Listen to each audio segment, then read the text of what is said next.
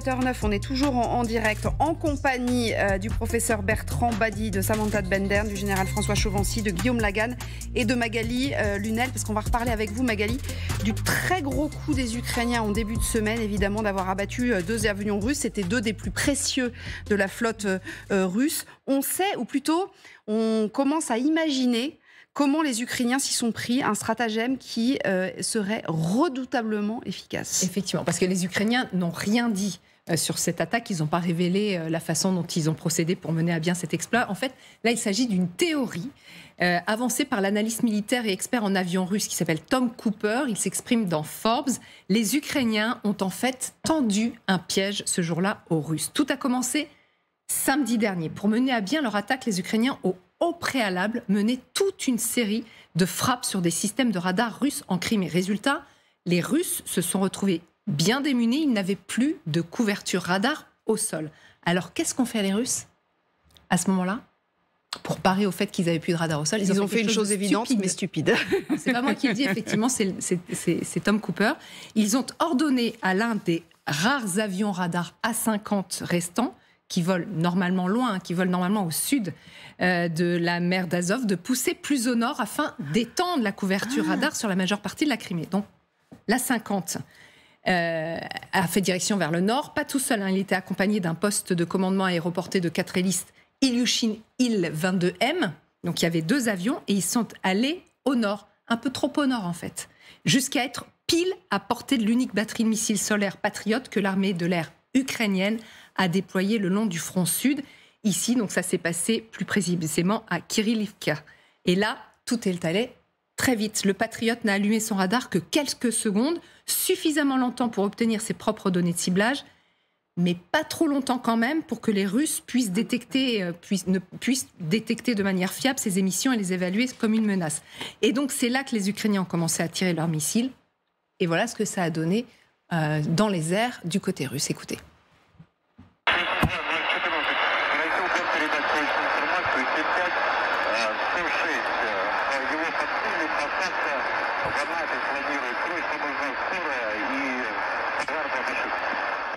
Voilà, c'était le message d'urgence. Tout est allé très vite. En 1 minute, l'A-50 était détruit et l'île 2 est fortement endommagée. Les équipages ukrainiens ont ensuite rapidement cessé d'émettre et ont très vite éloigné leur système pour éviter, évidemment, les représailles russes. Résultat, la mission était parfaitement réussie. Le piège parfait. C'est incroyable, général, d'avoir neutralisé les radars au sol pour forcer l'avion radar à venir plus près. C'est l'imagination, c'est la ruse de guerre, c'est le piège. On retrouve finalement des éléments fondamentaux de la stratégie militaire. Et là, ça a parfaitement bien marché. Surtout que ces stations de radar, à ma connaissance, si je ne me trompe pas, il n'y en a pas plus de 6. Donc oui, 3 sont en activité. Hein, pensons que nous, nos stations radar, on en a 4. Hein.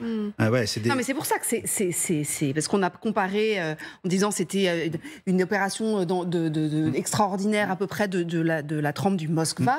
Oui, largement même. Hein. Oui, mais je crois qu'on est dans une nouvelle phase. Alors, je ne dis pas une deuxième, une troisième, quatrième, une nouvelle phase.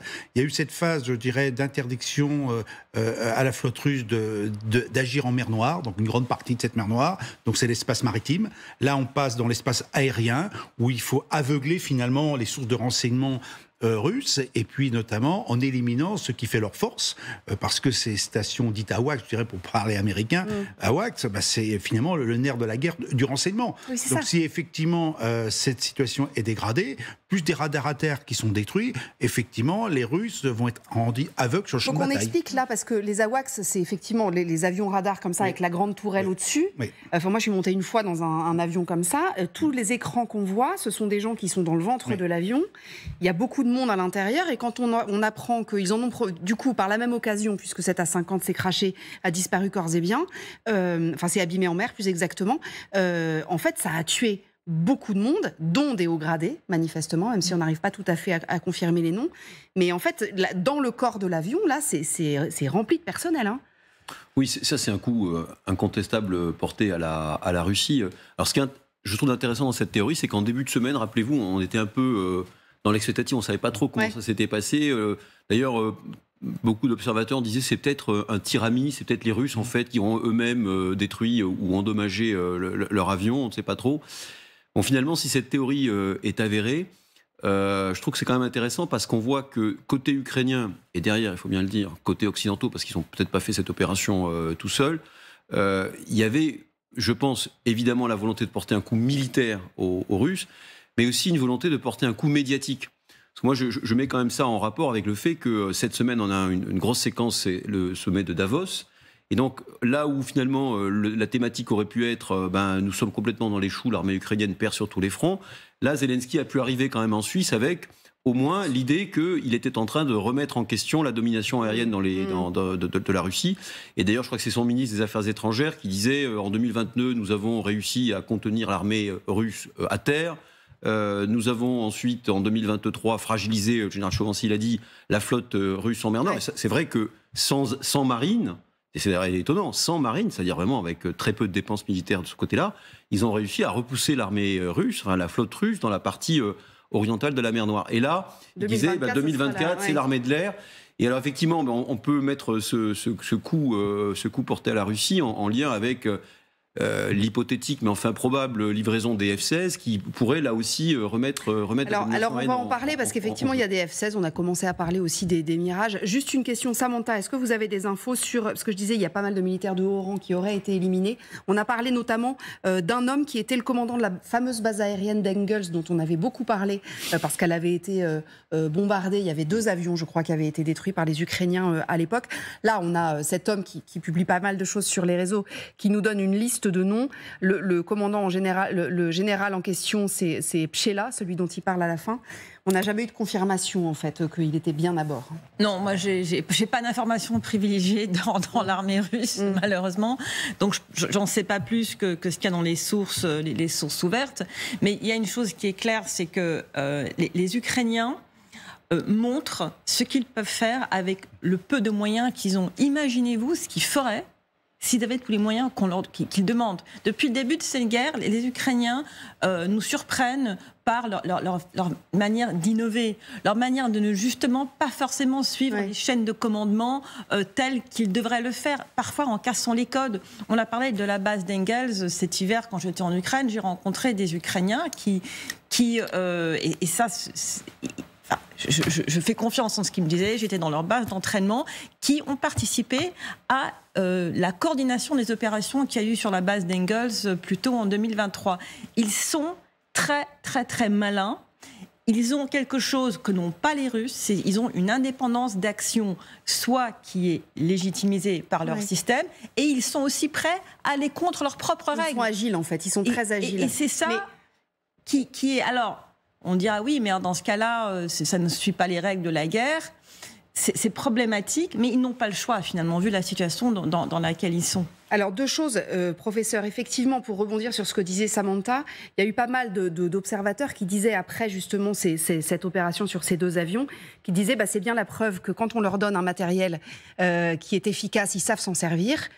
Eu égard au fait qu'ils se sont servis du Patriot manifestement pour abattre ces avions, enfin, d'après cette théorie en tout cas. Et puis l'autre chose, c'est que ce stratagème-là, moi ça m'a rappelé, je ne sais pas si vous vous souvenez, le moment où ils avaient neutralisé les radars justement en mer Noire et dans la mer d'Azov, qui avait rendu Sébastopol aveugle.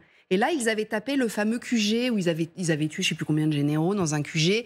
Ils avaient frappé le port, ils avaient frappé l'aéroport. Enfin, ça avait été, pour les Russes, ça avait été une catastrophe aussi. Tout à fait. Moi, j'ai toujours pensé que le piège suprême pour l'Ukraine, c'était cette guerre de tranchées qui se déroule depuis des mois et des mois, en fait, presque depuis 1 an, et que... elle vient s'allier dangereusement sur le plan politique et diplomatique avec un certain relâchement, certains commençant à parler de négociation. Une négociation sur la base d'une guerre de tranchées, c'est la perte mécanique par l'Ukraine de 16% de son territoire. Stratégiquement, mais je dirais politiquement et diplomatiquement, l'Ukraine a tout intérêt à montrer que sa guerre, c'est la guerre de la mer Noire. Oui. Et qu'à partir de ce moment-là, tous les compteurs sont remis à zéro. C'est-à-dire que c'est même la présence de la Russie en Crimée qui est ainsi mise en cause. Ça, c'est très très important parce que, alors je ne m'occupe pas, comme vous le savez, parce que je suis incompétent de stratégie militaire, mais sur le plan diplomatique, au moment où on commence à banaliser un discours sur la négociation, rappelez-vous le ministre de la Défense italien il y a 48 heures, c'est une façon de dire, mais notre combat est un combat national, intégrant toutes les parties de l'Ukraine, et c'est un combat décisif. S'il y a un combat décisif, c'est en mer Noire qui se jouera. Et donc, je pense que ce qui s'est passé là préfigure peut-être une deuxième séquence. C'est aussi une façon, vous l'avez dit, de faire pression sur les alliés pour dire aidez-nous à ce désenclavement. Parce que ce désenclavement, sur le plan politico-diplomatique, il est absolument épouvantable. Alors justement, au sujet des alliés, on a le sentiment, et notamment depuis Davos, que la France, Emmanuel Macron, a l'intention effectivement de reprendre un peu le lead, en tout cas pour ce qui concerne les Européens. On l'a entendu lors de sa conférence de presse, Emmanuel Macron. Il a fait un certain nombre de promesses dont on va parler dans un instant avec Nivine Potros. Il nous précise d'ailleurs que les promesses françaises, quand elles sont faites, elles sont tenues. On va revenir là-dessus. Juste pour vous dire, une toute dernière information, puisqu'on reçoit un communiqué de presse de l'Élysée à l'instant, c'est que le président Macron a appelé Volodymyr Zelensky aujourd'hui. Ils se sont parlé tous les deux. Le président a confirmé son intention de se rendre en Ukraine courant février. Ça, on en parle depuis 2 jours. On ne sait pas exactement quand. D'après nos infos à nous, c'est pas encore complètement calé, ce que nous disait Didier François hier. Il a indiqué son souhait de voir conclu à cette occasion l'accord bilatéral en matière de sécurité. C'est quoi un accord bilatéral en matière de sécurité ? Tout dépend de ce qu'on mettra dedans, mais a priori c'est d'assistance, et éventuellement en cas d'agression, pourquoi pas. Mais je rappelle quand même qu'il y a une semaine, les Britanniques avaient marqué le premier point et qu'il ne fallait pas ne pas marquer le second. Parce que, on l'avait évoqué sur ce plateau, on dit on a notre ministre des Affaires étrangères qui va à Kiev, mais il revient avec pas grand-chose. Et juste après, justement, le Premier ministre britannique. Et comme d'habitude, les Britanniques ont tiré les premiers, et il fallait bien que les Français ne restent pas en arrière. Donc l'accord de sécurité, effectivement, ça va être des accords de défense, de livraison peut-être d'armement, et puis des autres choses, ou de formation d'ailleurs. C'est ce qui est écrit là en fait, parce que c'est ce qu'avait dit le président d'ailleurs dans sa conférence de presse. On va continuer aussi sur la formation. Il a détaillé les nouvelles livraisons militaires, on va y venir dans une seconde, et souligner l'importance de la coproduction de matériel militaire avec l'Ukraine. Ça, c'est hyper important aussi. C'est que, c'est Didier François d'ailleurs qui nous expliquait ça hier, qui disait il faut maintenant bâtir des je sais pas comment on dit en français, des joint ventures pour réussir à accélérer la production. Pardon. Non, j'allais dire des gens. Oui, mais en même temps, c'est peut-être pas la meilleure idée du monde de construire des usines en Ukraine aujourd'hui, parce qu'elles sont quand même passablement bombardées par les Russes. Je pense que ce que les Français ont quand même en tête, c'est plutôt à ce stade de produire des canons en France. Nexter a fait des annonces. On parle je crois qu'on va en parler, 72 canons à livrer, et ensuite de les livrer à l'Ukraine, mais de les payer. C'est-à-dire que les Ukrainiens n'aient pas à débourser l'argent. Alors d'ores et déjà, 6 d'entre eux sont sur le point d'être livrés. Et puis vous savez que la France a lancé un appel à candidature, elle est prête à en financer 12, mais pour le reste... Justement, on va voir ça avec Nivine, parce qu'elle a tout détaillé. Je voudrais juste d'abord vous faire écouter ce que disait Sébastien Lecornu ce matin à la radio. Il était chez nos confrères d'RTL, me semble-t-il, et il est revenu justement, France Inter, sur cette volonté française de prendre le lead, évidemment. Le partenariat existe effectivement entre la France et l'Ukraine. Écoutez ce qu'il disait. Tout ce qui est promis est réellement livré, et tout ce qui est livré a été promis. Tout ce qui est livré aussi fonctionne. Je ne mettrai pas une pierre dans le jardin d'un certain nombre de nos alliés, mais c'est notre honneur aussi que d'avoir effectivement livré des dispositifs qui sont fiables. Nous allons également livrer des A2SM, qui sont des missiles au air-sol de moyenne portée, dont nous avons réussi l'adaptation sur des avions de classe soviétique, parce qu'évidemment ce sont des avions, en général, sont emmenés sur des Rafales ou sur des Mirages, et donc sur MiG et Sukhoi, désormais ça va fonctionner. On va en livrer une 50aine par mois. Voilà, ça fait partie aussi de l'adaptabilité, on l'a évoqué tout à l'heure. On voit bien, Nivine Potros, que l'engagement français, il est réel, évidemment. La question, c'est évidemment de savoir s'il est suffisant. Exactement. Ce qui est sûr, en tout cas, c'est que la France a effectivement décidé de mettre les bouchées doubles en matière de livraison d'armes, à commencer donc par les canons César. En 2024, la France va en produire 78. C'est quasiment le double que ce que Paris a livré jusqu'à présent, puisque Kiev a reçu 49 canons César français depuis le début de la guerre. Alors, concernant ceux à venir, les 78, eh bien, la France va amorcer le financement, voilà ce que dit Sébastien Lecornu, et incitera les Européens et ses alliés à se partager la facture. Alors concrètement, la France va financer 12 canons César via le fonds de soutien. Pour le reste, eh bien, la note sera envoyée directement au 27. De son côté, l'Ukraine a d'ores et déjà financé avec ses fonds propres 6 canons César, mais au-delà du financement, c'est évidemment la question de la production qui nous intéresse, puisque là aussi, la France a décidé de passer en mode économie de guerre. Nexter, qui produit les canons César, eh bien, a divisé son temps de production par 2. Avant la guerre, il fallait 30 mois pour construire un canon César. Aujourd'hui, c'est seulement 15 mois. Et de la même manière, eh bien, d'autres entreprises d'armement ont également décidé d'accélérer leur chaîne de production. Le radar Thales, par exemple, eh bien, son temps de production a été divisé par 3. Il faut que 6 mois actuellement contre 18 précédemment. Pour le missile Mistral, les délais ont également fortement été réduits, nous indique le ministre des Armées. Pour les Rafales, eh bien, la production a été multipliée par 3. C'est désormais 3 avions qui sortent des usines mensuellement contre 1 jusqu'à présent. Même chose pour les obus 155 mm. On sait qu'ils sont extrêmement précieux. Eh bien, avant la guerre, la France en produisait 1000 pièces. C'est 3 fois plus d'ici janvier 2024. Alors c'est bien toute cette production, mais ce n'est évidemment pas assez pour répondre aux besoins des Ukrainiens qui consomment actuellement, eh bien, 60 000 obus par mois. C'était même 100 000 au moment de la contre-offensive. Alors évidemment, la France n'est pas le seul pays à envoyer des obus à l'Ukraine. Il y a également les Européens. Mais là aussi, eh bien, les quantités ne sont pas suffisantes, puisque pour 2023, par exemple, les Européens avaient promis d'envoyer 1 million d'obus aux Ukrainiens. La réalité, elle est moins glorieuse, puisqu'ils n'en ont envoyé que 300 000 livrés par l'Union européenne. Ça représente de quoi tenir environ 5 mois sur les rythmes actuels, tandis que les Russes, eux, viennent de bénéficier de 1 à 2 millions d'obus livrés par la Corée du Nord. On comprend effectivement, en comparant ces deux chiffres, que les Européens sont quand même à la traîne. Seul lot de réconfort pour les Ukrainiens.